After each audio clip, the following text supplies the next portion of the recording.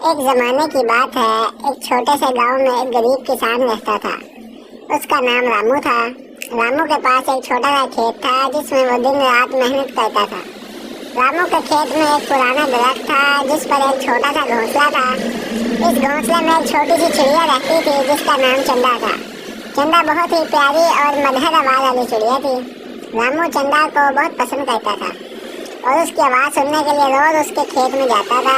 चंदा भी रामू को बहुत पसंद करती थी और उसकी आवाज़ सुनकर खुश होती थी।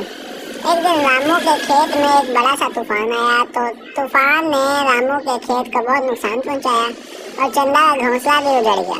चंदा बहुत दुखी हुई और रामू के पास आई। चंदा, रामू भाई, मेरा घोंसला उजड़ गया, मैं कहाँ जाऊँ? रामू, चंदा बहन, तुम मेरे घर में रहो, मैं तुम्हारे लिए एक नया घोंसला बनाऊंगा। चंदा रामू के घर में रहने लगी और रामू ने उसके लिए एक नया घोंसला बनाया। चंदा बहुत खुश हुई और रामू का शुक्रिया अदा किया। एक दिन रामू के खेत में एक बड़ा सा अजगहा आया। अजगहा ने रामू के खेत को नुकसान पहुंचाना शुरू कर दिया। चंदा ने देखा और रामू को बताया। चंदा, रामू भाई, एक अजगहा आया है, वो आपके खेत को नुकसान पहुंचा रहा है।